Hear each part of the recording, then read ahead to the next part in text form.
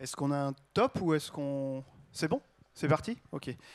Bonjour, merci d'être venu. On va faire très vite une petite, une petite intro. Donc ici, vous assistez à une conférence organisée par le collectif Datamaniac. Je vous invite à aller soit sur LinkedIn Datamaniac, soit sur le www.datamaniac.com pour découvrir ce collectif qui regroupe à peu près, c'est un collectif informel qui regroupe environ 300 personnes qui organisent des conférences pour dévulgariser le sujet de la data et notamment pour que les décideurs se mettent en ordre de marche. Vous y verrez notamment un onglet vidéo avec des petites vidéos d'une minute décalées sur telle ou telle problématique data, les données en silo, des organisations sclérosées ou autres. Ce collectif a été créé par une agence à Nantes qui s'appelle Le Phare, qui est une agence web de 30 personnes et qui a été créée en 2000, qui développe, qui s'occupe de l'accélération digitale des ETI, des industries et des PME.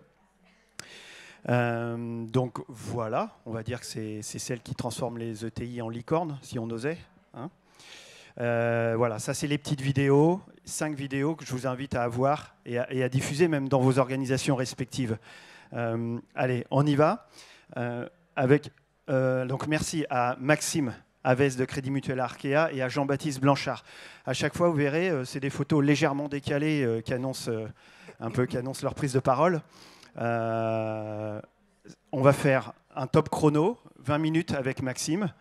Il va prendre sa valise, il va traverser le couloir en courant, il va aller Gare Sud et en fait, il part à Paris pour animer une autre conférence cet après-midi. Donc, si vous le voyez courir et traverser avec la valise, soyez pas étonnés. Maxime, on va respecter le tempo. Et puis après, Jean-Baptiste, on enchaîne. Allez, on se fait un top chrono. Ok.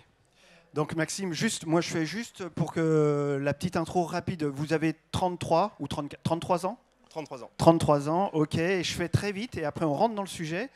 Vous êtes au Crédit Mutuel Arkea, 2016 Data Scientist, 2017 responsable d'un Data Lab, 2020 responsable département innovation et IA, et 2022 Chief Data Officer.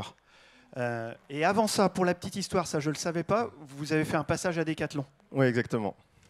Alors, tout à fait, mais au début de ma carrière, en 2012, de 2012 à 2014. Donc, si on entre dans le sujet du Data Office au Crédit Mutuel Arkea, votre poste de Chief Data Officer est récent. Comment ça s'organise, le Data Office du Crédit Mutuel Arkea ? Alors effectivement, le Data Office a été officialisé du coup en janvier 2022. C'est globalement une émanation de l'ancien département qui était le département Innovation et Intelligence Artificielle. Et donc globalement, aujourd'hui, on va avoir 5 grandes missions. Une mission sur le volet plutôt data architecture et animation en transverse de la DSI des enjeux liés à notre plateforme data et à son évolution. Une mission liée à l'innovation. On anime notamment le comité de direction générale qui est dédié à ce sujet. Donc on est à la fois force de proposition et en accompagnement des entités du groupe qui émettent du coup des innovations sur lesquelles on peut les accompagner. On a une troisième mission qui concerne du coup l'accompagnement des cas d'usage de valorisation de données. Alors on parle volontairement de valorisation de données parce qu'on essaye de ne pas mettre de l'intelligence artificielle à toutes les sauces, bien que bien souvent on arrive sur ce genre de sujet in fine. Donc on a une IA Factory pour adresser ce sujet-là. Et puis on a 2 missions transverses, une sur le fait de garantir un usage responsable et transparent des données de nos clients, et une autre sur l'animation, la codirection d'un programme données extra-financières.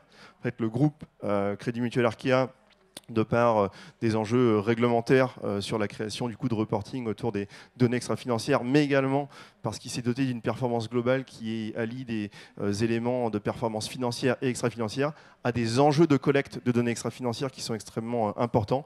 Et donc on co-anime justement avec la direction financière ce programme de collecte. C'est combien de personnes, juste pour se rendre compte du périmètre et de l'organisation, que ce soit en interne et en externe peut-être? Alors aujourd'hui, pour faire simple, sur le plateau, on est une cinquantaine globalement qui sont répartis au sein de ces différents services et ces 2 grandes missions. Voilà. Est-ce que, pour avoir déjà eu des témoignages, notamment de Groupama, ce sont des gens qui étaient déjà disséminés ici et là dans les différents services et que vous avez, entre guillemets, réunis ou est-ce que ce sont uniquement des recrutements externes qui ont créé le service? C'est un beau mélange au final. Je pense que c'est un petit peu aussi l'idée de ces structures, c'est de pouvoir amener quelque chose de nouveau avec notamment du coup des recrutements externes, mais également pouvoir capitaliser sur l'expérience des collaborateurs qui étaient déjà présents, notamment sur le volet IT. Où, comme je disais, hein, aujourd'hui, on a un service data architecture donc, qui est composé de 7 personnes. Vous imaginez bien que ce n'est pas 7 personnes qu'on va faire vivre, évoluer la plateforme data et toutes les technologies qui la composent. Pour autant, il faut bien qu'il y ait une certaine légitimité aussi pour créer cette roadmap, aligner tout le monde autour des sujets, des grands enjeux de la plateforme. Et donc, c'est mieux que ce soit des personnes qui quand même connaissent la maison. Vous avez été interviewé dans je ne sais plus quel magazine spécialisé où vous expliquez en fait votre marque de fabrique, c'est le fait d'avoir créé un data office hybride qui se distingue d'une organisation en silo.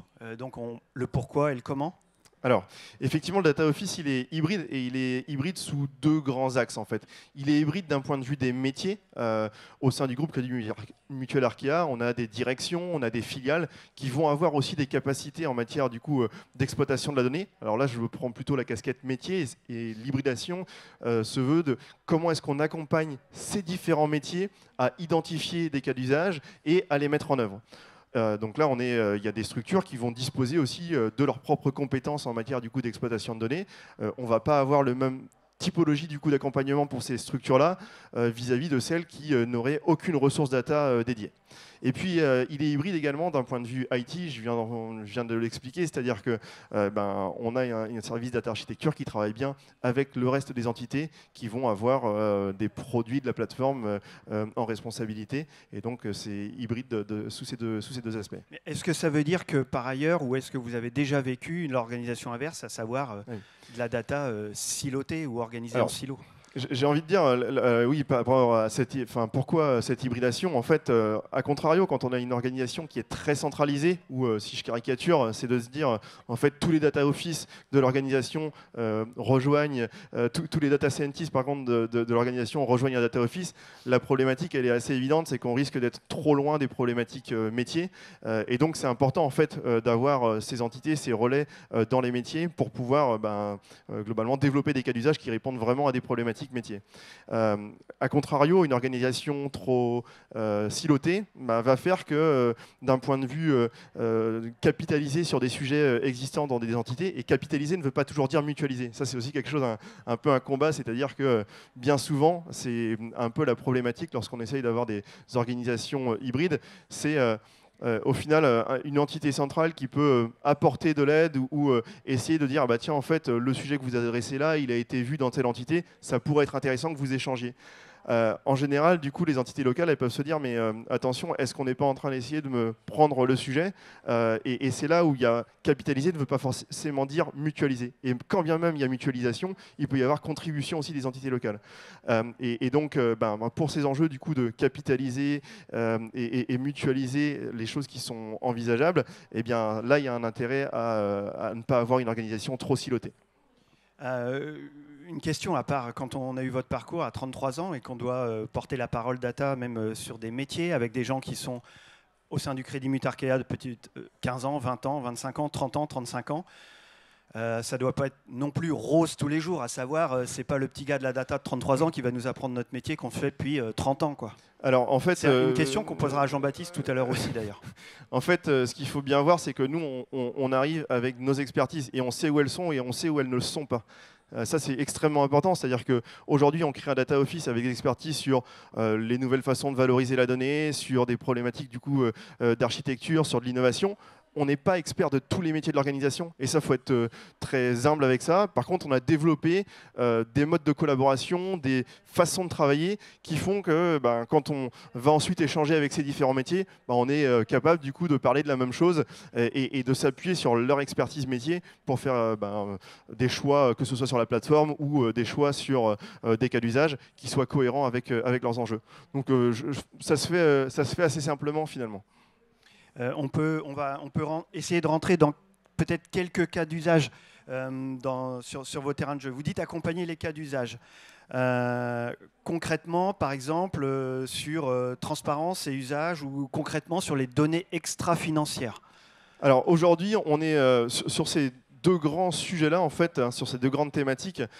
Sur la partie usage responsable et transparent des données de nos clients, aujourd'hui, on est plutôt dans... alors, on a un contexte réglementaire qui a fortement évolué ces dernières années. On a un contexte qui continue d'évoluer, notamment sur la partie intelligence artificielle. L'enjeu, c'est comment est-ce qu'on arrive à aller au-delà des questions très réglementaires qui sont déjà adressées par ailleurs. L'enjeu n'est pas de dire, au travers de cette initiative, hein, qui est quand même une initiative forte de notre plan stratégique, c'est plutôt d'identifier des chantiers très pragmatiques sur comment est-ce qu'on va mettre en œuvre du coup, des chantiers qui font qu'on va, si ce n'est au-delà, mais qu'on aborde le sujet de manière très, très pragmatique. Donc typiquement, on a des sujets autour du data altruisme. Donc le data altruisme, c'est comment est-ce qu'on met de la donnée, comment dirais-je, qui pourrait être mise à disposition par Arkea au service du bien commun. Alors évidemment, et je rassure tout le monde tout de suite, on est bien sur des données qui sont anonymisées, agrégées, etc. Mais c'est là des nouvelles formes de collaboration avec des collectivités, des territoires, et où on rentre vraiment dans des modes de discussion qui sont assez différents. Et ce sont des travaux qu'on a en cours. Sur l'usage responsable et transparent, on a aussi des chantiers sur comment dirais-je, l'IA et les interactions avec l'homme. Hein. Donc on a notamment une thèse CIFRE du coup sur le sujet. Voilà, on a des sujets de charte également. Donc là, c'est pour adresser ces chantiers-là sur l'usage responsable et transparent. Sur la partie données extra-financières, c'est extrêmement varié. On est sur des sujets vraiment là, sur ce chantier-là, de collecte de données. Aujourd'hui, on va avoir besoin de collecter des informations de DPE pour des problématiques autour du crédit, par exemple. On a des enjeux aussi de chercher de l'information liée à l'exposition de la controverse de partenaires, que ce soit des fournisseurs, que ce soit des clients. Là, typiquement, c'est est-ce que on arrive à développer des outils qui permettent d'aller capter cette donnée-là. Et donc là, ce sont des chantiers après qu'on adresse avec les métiers directement concernés. Juste la controverse de partenaires, si on la remet dans une autre sémantique, c'est quoi? C'est la détection des fraudes? En fait, non, la controverse, c'est plutôt on doit se faire en sorte que les partenaires avec lesquels on va travailler ne sont pas exposés du coup à des controverses. Et il faut se prémunir du coup de ce risque-là et donc mener des études pour cela, pour y parvenir. Et vous l'avez dit, ou est-ce que vous pouvez le redire, vous intégrez aussi, vous cherchez à intégrer de nouvelles fonctionnalités au sein peut-être des produits ou des logiciels qui existent pour récupérer de la donnée, oui, pour redonner de la connaissance? Et là, en fait, je vais effectivement, en fait, aujourd'hui, parce que là, la question était sur la partie, qu'est-ce qu'on engage sur la partie usage responsable et transparent et sur le volet données extra-financières. Là, sur le volet usage au sens plus large, aujourd'hui, on distingue vraiment deux grandes catégories. On a tous les usages qu'on va travailler sur la partie expérience client, à savoir des usages autour de la connaissance client, la création de nouveaux produits, de nouveaux services. Je vais prendre un exemple très concret. Sur la création de nouveaux produits, de nouveaux services, on a, comment dirais-je, travaillé avec une de nos filiales sur comment est-ce qu'un acteur bancaire peut travailler à donner des clés de lecture sur l'impact carbone qu'on a vis-à-vis de notre consommation sur la base des relevés de transactions. Et là, typiquement, c'est globalement, on a un libellé, un montant, une date, et c'est de se dire, est-ce qu'avec cette information-là, je suis en capacité de calculer, approcher un calcul d'impact carbone. Eh bien ça, on l'a fait. On avait commencé à le travailler en interne. On a vu des partenaires externes qui le faisaient très bien également. Là, en l'occurrence, on est parti sur un partenariat externe. On est toujours dans une logique aussi de make or buy, évidemment. L'idée n'est pas de tout réinventer et de tout développer en interne. On le fait quand c'est un intérêt stratégique et on sait aussi du coup faire des partenariats. Là, en l'occurrence, on est parti sur un partenariat. On l'a mis en œuvre au sein d'un produit et d'une offre qui est aujourd'hui en production avec une de nos filiales, la filiale Omax. Et voilà typiquement comment est-ce qu'on a travaillé sur un cas d'usage très concret. Après, on a, et c'est peut-être la partie moins visible de l'iceberg, parce que tout ce qui va être autour des services, des nouveaux produits, que ce soit les chatbots, les mailbots, etc., ce sont des choses qu'on perçoit assez rapidement, mais il faut bien voir que une grande partie des cas d'usage permet aussi d'adresser ce qu'on appelle les fonctions plus opérations, que ce soit des fonctions de cœur business bancaire autour de la prévention du risque, que ce soit donc du risque de fraude, du risque lié à l'octroi de crédit, que ce soit sur des problématiques de conformité. Aujourd'hui, on met aussi l'IA au service de la détection de données personnelles pour justement assurer une protection encore plus forte du coup de ces données-là. Et puis, on a également l'IA au service des fonctions support, des fonctions RH, des fonctions IT. Comment est-ce que l'IA peut nous aider à mieux monitorer notre système d'information, par exemple. Donc, ça fait un périmètre de cas d'usage qui est extrêmement riche, extrêmement varié. Et vous vous doutez bien qu'on travaille de manière assez différente avec ces différentes Alors, entités. est-ce qu'on peut du coup aussi parler des petites défaites ou des belles défaites? Tout ne marche pas, tout ne prend pas, tout n'est pas industrialisable. Qu'est-ce qui n'a pas marché ou qu'est-ce qui fait que ça ne prend pas? Alors évidemment, je reprendrai juste l'aspect défaite parce que en fait, et c'est ce pourquoi aussi l'innovation est rattachée du coup au Data Office, c'est que l'enjeu, c'est vraiment de mener des expérimentations. Alors, une expérimentation, c'est quoi? C'est comment est-ce que on part d'une problématique ou d'une idée, d'une intuition, et comment est-ce qu'on essaye de développer, mettre en œuvre du coup une expérimentation pour se faire des convictions sur la pertinence ou non de continuer. Évidemment, et c'est inévitable en matière du coup d'innovation, il y a un certain nombre d'expérimentations qui ne passent pas au stade de la production, mais c'est pas grave en fait, parce qu'on s'est fait des convictions et ça nous permet dans tous les cas d'avancer, parce qu'on aurait pu potentiellement passer un certain temps... Vous avez le droit à un taux de déchet, là, un taux de perte? Ah ouais, heureusement. Alors après, ce qui peut être frustrant, c'est que parfois on a certaines convictions et sur certains sujets, là je pense à par exemple des choses sur... alors aujourd'hui, d'ailleurs, il est pas terminé, c'est juste qu'on est sur des itérations successives, parce que quand on arrive à un certain niveau de performance, on identifie aussi des pistes et des axes d'amélioration. Je vais prendre un exemple sur de la partie analyse de contrat. Aujourd'hui, on a un cas d'usage sur ce sujet-là et on sent bien qu'on devrait pouvoir faciliter du coup la lecture de ces contrats. Eh bien, ça demande d'investir du temps presque de R&D. J'ai envie de dire, c'est une problématique assez complexe et ça peut être un peu frustrant de ce point de vue-là. C'est-à-dire que on aimerait bien réussir à démontrer la valeur qu'on perçoit bien, mais qu'on n'arrive pas à démontrer au travers de l'expérimentation. Et jusqu'où vous avez carte blanche de la part du sponsor ou du codir? Ouais. Jusqu'où vous avez le droit de délirer? En fait, c'est là où justement on travaille avec les différents métiers, les différents sponsors. Le niveau de sponsoring le plus haut qu'on puisse avoir étant par le biais du comité innovation, en fait, où on a, c'est un des comités de direction générale qui est présidé directement par Hélène Bernico, notre directrice générale, et donc au travers duquel on va présenter les travaux et où on dit globalement ce dont on a besoin pour passer à l'étape suivante. Et parfois, ça peut être, on a besoin de ressources complémentaires, que ce soit des ressources métiers, des ressources informatiques, potentiellement du coup d'un budget. On fait le point à la fin du coup de cette itération suivante et ensuite on demande est-ce qu'on continue ou on arrête. Et le fait d'arrêter, c'est pas tant que ça une problématique. À un moment donné, une entreprise, ça doit faire aussi des choix qui sont stratégiques. Parfois, on a même eu des expérimentations qui étaient concluantes à la fin du coup de l'expérimentation, où on percevait la valeur. Pour autant, après, quand ça doit rentrer dans une roadmap où les filiales, les directions, elles ont des roadmaps qui sont faites de plein de projets tout aussi importants les uns que les autres, et parfois on ne peut pas aller plus loin. C'est pas grave, on peut le garder aussi pour plus tard, quoi. Voilà. Et ça, c'est important aussi de l'avoir en tête. Il nous reste 3-4 minutes pour deux dernières questions. La première, c'est data, vous le disiez, vous l'avez déjà dit, c'est aussi design thinking, c'est POC, c'est partir du besoin métier. Donc ça, le design thinking, c'est quelque chose que vous utilisez au quotidien pour faire avancer la machine?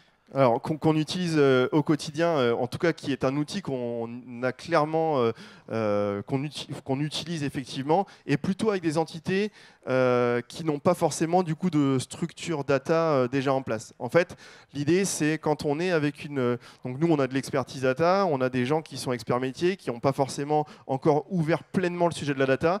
Là l'idée c'est de se dire comment est-ce qu'on fait en sorte de rapprocher et de parler globalement le même langage. Et en fait, ces méthodes-là, aujourd'hui, elles nous ont été vraiment très utiles pour identifier en fait, des cas d'usage et travailler aux premières étapes de ces cas d'usage. C'est aussi important, c'est-à-dire qu'il faut écrire un peu au travers d'un cas d'usage ce qu'on vise, mais aussi globalement identifier qu'est-ce que ça va impliquer, les points éventuellement de difficulté qu'on va rencontrer sur le chemin, et surtout sortir de là en disant et la première étape c'est quoi? Parce qu'en fait déjà on se met dans une logique de on va itérer en fait, c'est pas un sujet où dès la première étape on va pouvoir potentiellement décider on part en production et globalement c'est comme ça que ça va fonctionner.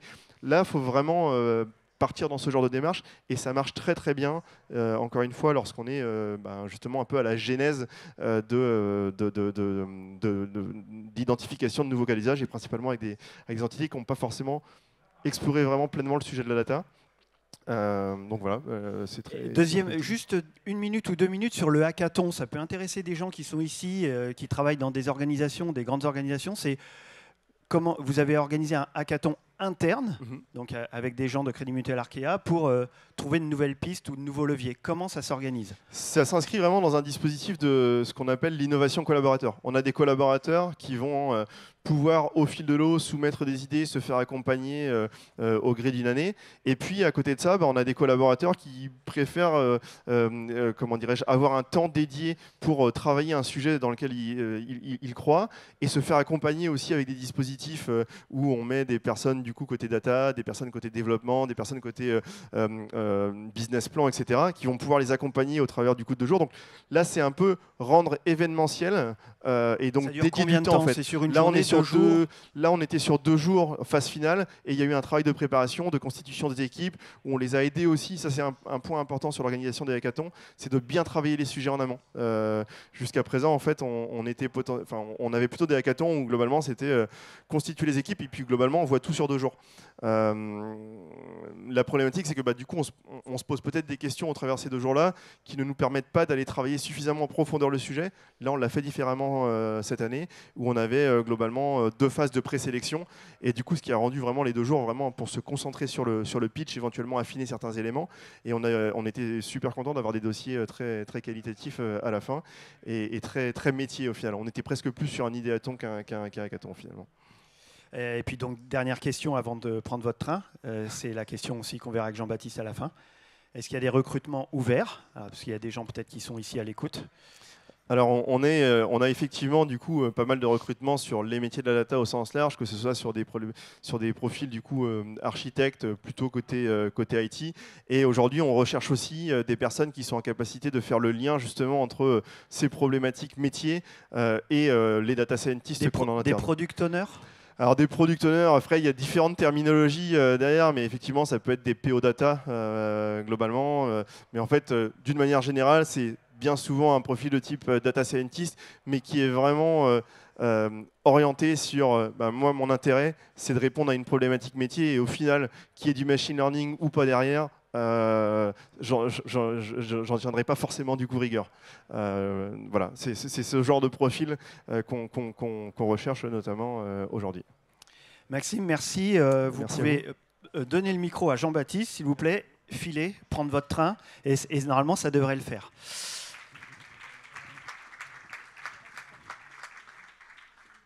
Jean-Baptiste, je vais redémarrer mon chrono.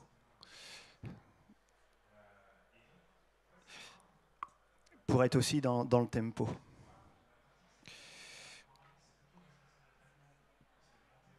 Allez, on y va. 10h24. Alors, Jean-Baptiste, c'est le mercato. C'est pas l'affaire Paul Pogba. On n'y est pas loin. On n'est pas en extorsion de fonds. On n'y est pas non plus. En fait, je vais vous laisser raconter, mais moi, je vous ai contacté en mai ou juin pour savoir si vous étiez OK pour participer à cette conférence. Vous étiez à l'époque encore chez Maison du Monde, mais à peine plus chez Maison du Monde, mais pas encore chez Decathlon, mais à peine pas encore chez Decathlon. Du coup, vous ne pouviez pas parler de Maison du Monde, mais pas encore de chez Decathlon. Donc tout ça, c'est compliqué. Est-ce que vous pouvez nous raconter là juste ce petit mercato? Le mercato, il s'est fait simplement. En fait, j'ai juste, effectivement, après m'être fait contacter par toi, juste discuté avec Maison du Monde, chez qui je passais ma 15e année, et Decathlon, chez qui j'allais arriver. Donc les deux étaient OK, m'ont très vite donné leur accord pour que je puisse m'exprimer ici. Et concernant Decathlon, ça a été une discussion, tout dernièrement d'ailleurs, sur le contenu. Mais le contenu, ce que je vais vous partager aujourd'hui, c'est plus toute l'expérience que j'ai accumulée chez Maison du Monde, tout simplement. Je redonne quelques dates pour que les uns les autres ici suivent le parcours. C'est donc chez Decathlon Technologies, on dit, mais ça vous l'expliquerez, oui. En charge de la data gouvernance. Maison du Monde, c'était donc Alors au départ, si je repars en arrière, responsable du pôle décisionnel de 2015 à 2017, responsable data management de 2018-2021 et responsable data gouvernance depuis septembre 2021. C'est ça. C'était ça les différentes... C'est ça. Et c'est finalement l'histoire de la data chez Maisons du Monde sur le pôle nantais, parce qu'on est à Nantes et à Paris. Et donc l'histoire de la data chez Maisons du Monde s'est construite à la fois à Nantes et à Paris. Et mon histoire, elle s'est inscrite à Nantes et elle s'est inscrite tout d'abord sur une démarche BI et ensuite sur une démarche unifiée data à cheval sur Paris et Nantes. Et juste là, pour la petite anecdote, mais quand on a un parcours data chez Maisons du Monde, on est chassé pour arriver chez Decathlon Technologies. Ça se passe comment, un profil comme le vôtre est chassé, recherché, ou c'est une opportunité L'opportunité s'est ouverte, on m'a contacté effectivement, et la question s'est posée tout simplement de pouvoir exercer et de pouvoir continuer à travailler en data gouvernance dans une autre structure. C'est pas forcément évident de quitter une boîte dans laquelle on a passé quelques années et dans laquelle on a construit pas mal de choses depuis rien finalement, donc c'est pas forcément évident.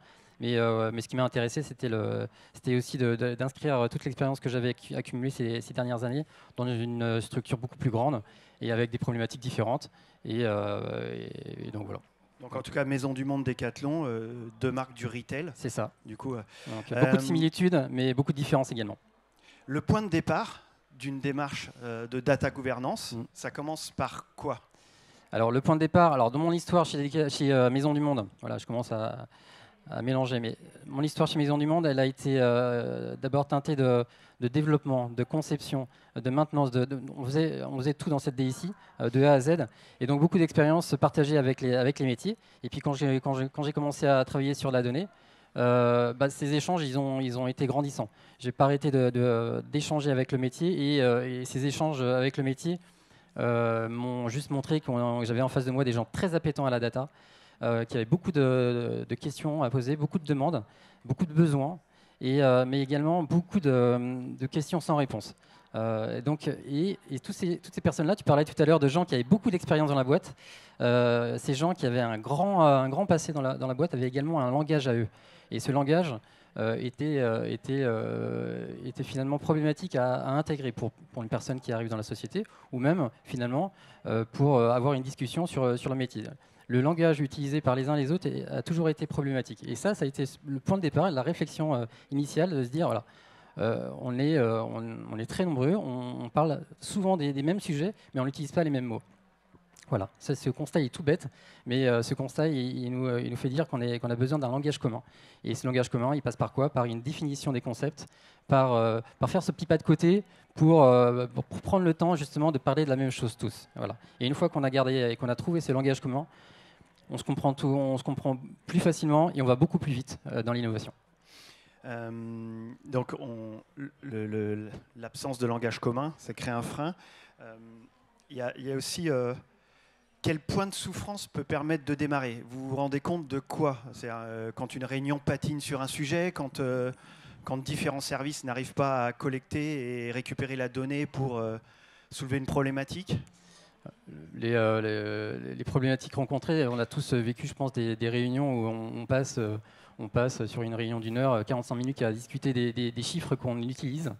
On va retrouver les fichiers Excel qui étaient à gauche à droite. C'est ça, les fichiers Excel, chacun fait sa petite extraction de son côté.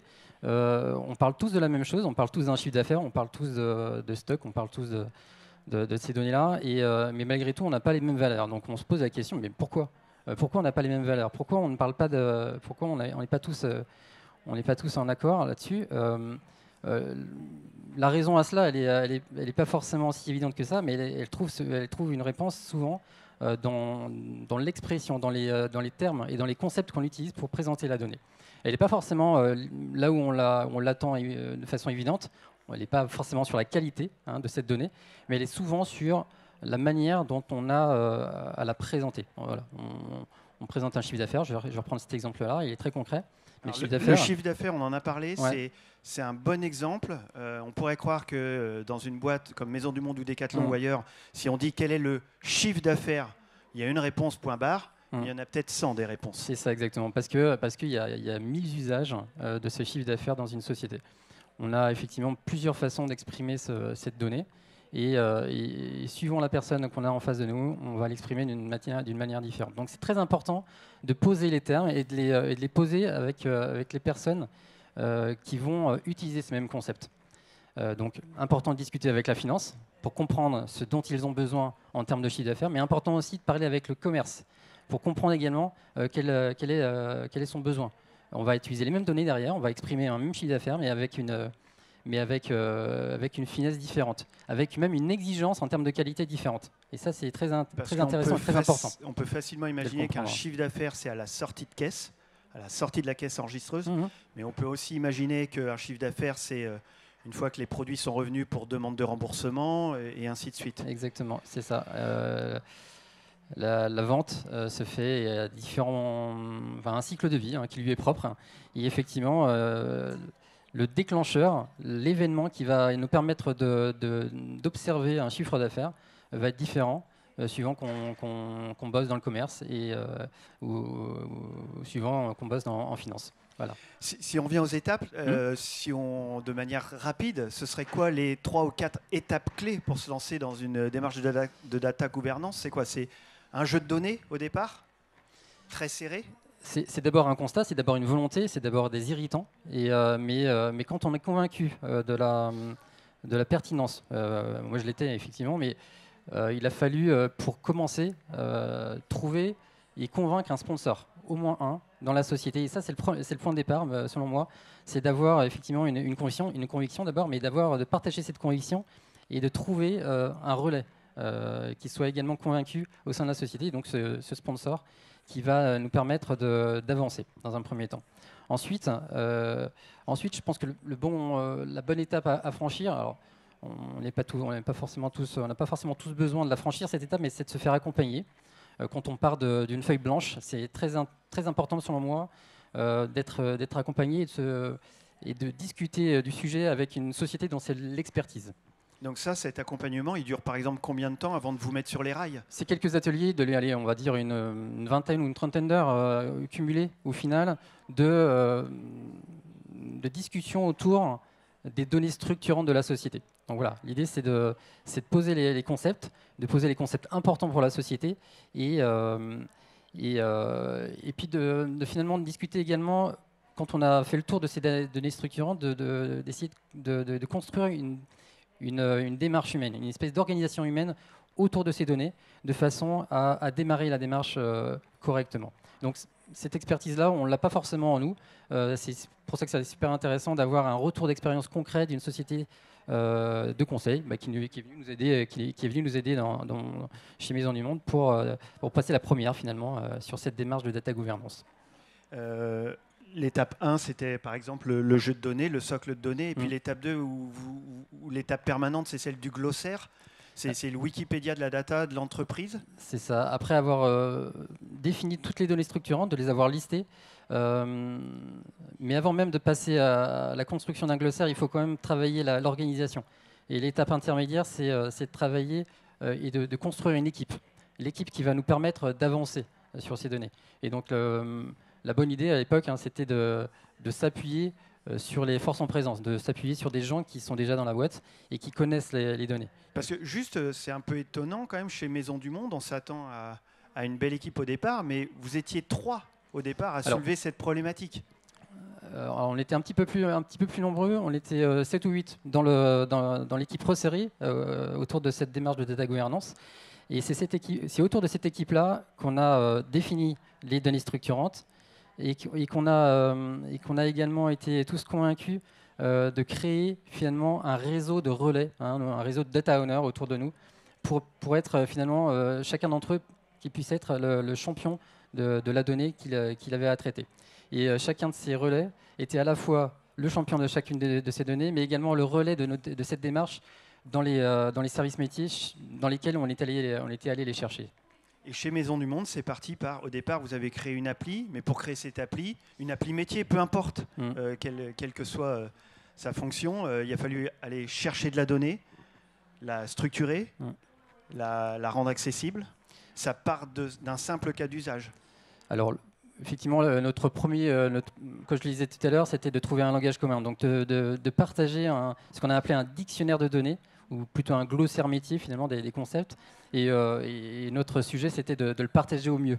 Et donc, effectivement, on part de choses très simples, on part d'un spreadsheet, on remplit ces concepts dans un fichier Excel et on le rend accessible. On le rend accessible via une application no-code.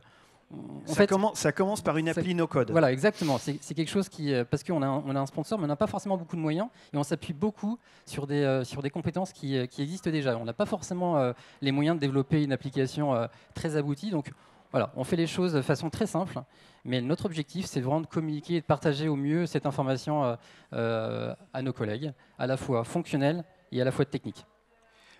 Peut-être qu'on arrive à un moment aussi au data catalogue.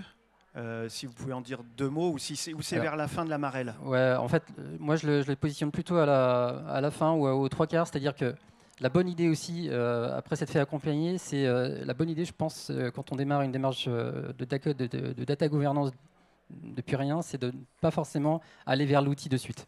L'outil, c'est quelque chose qui va aider, mais plus tard. À mon sens, ce qui est vraiment important, c'est de construire une organisation humaine et de faire tourner et de réunir une communauté de personnes qui d'abord auront une conviction et seront vraiment convaincus des enjeux et de l'utilité de la démarche.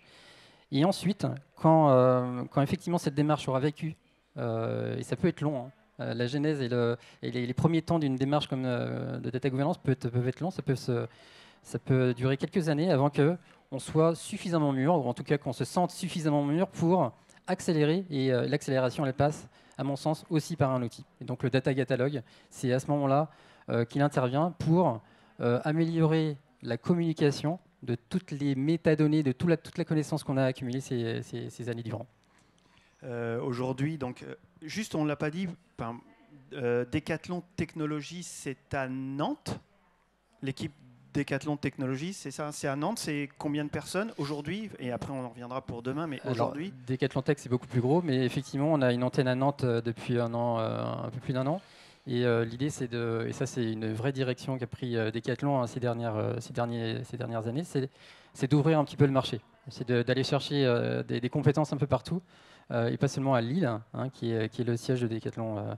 Donc ça c'est vous sur la route, ou c'est vous sur la route bientôt là? C'est ça. Donc il y a Pierre-Antoine Grosbras qui est dans la salle et qui un jour a été interviewé par nous. Lui, il était une cocotte minute, il devait infuser. Vous êtes avec votre guitare là, vous faites le stop. Parce que vous l'avez dit, au-delà des outils, c'est d'aller chercher des gens. Donc une partie de votre job, ça va être d'aller sur la route, de faire le tour des sites Decathlon et d'aller chercher des gens de métier.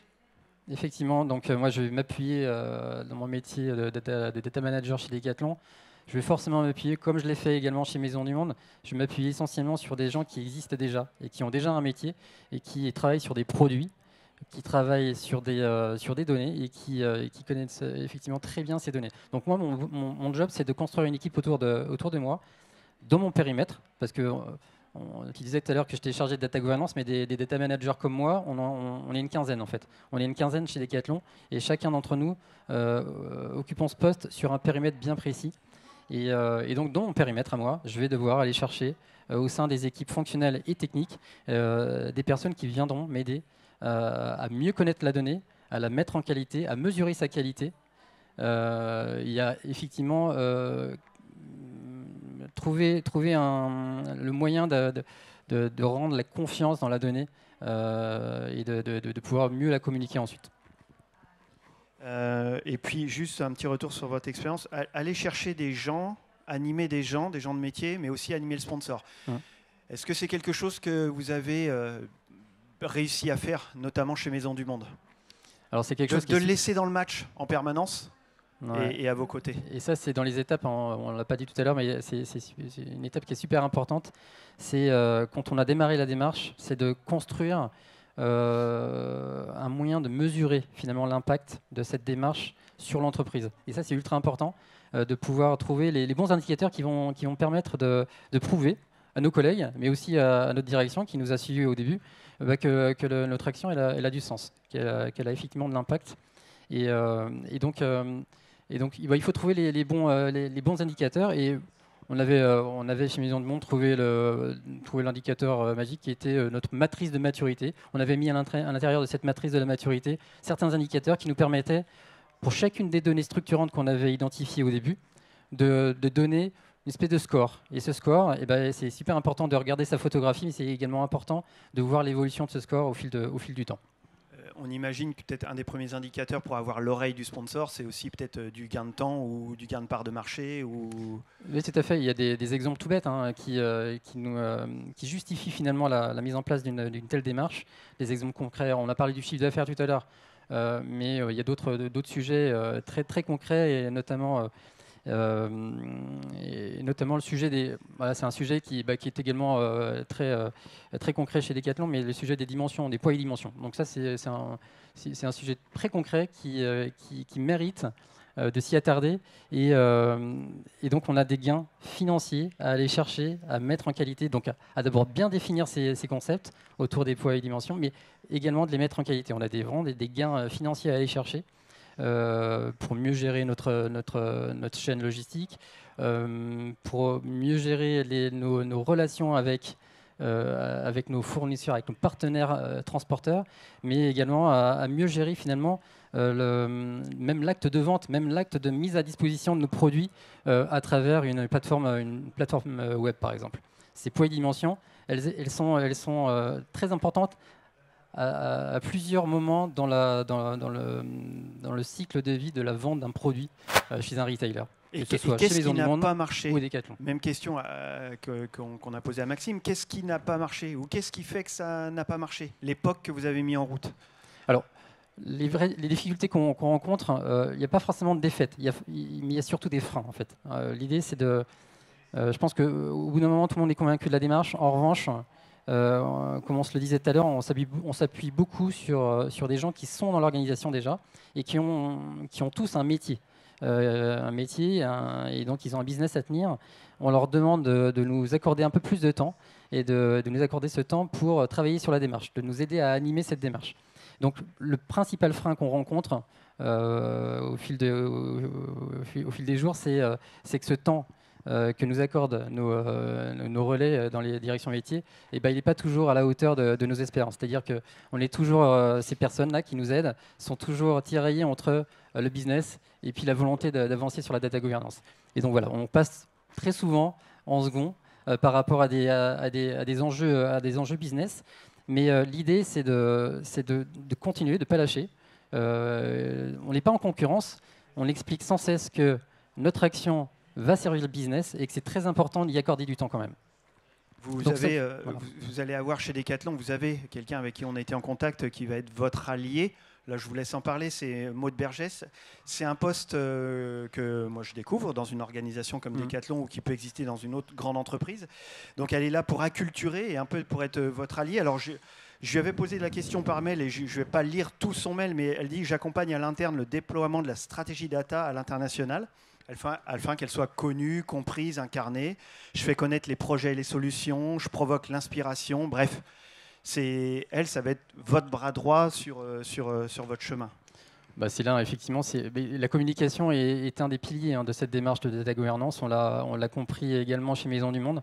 Et donc ça, c'était... C'est peut-être quelque chose qui vous a manqué. C'est ça, exactement. Et ça, c'est quelque chose...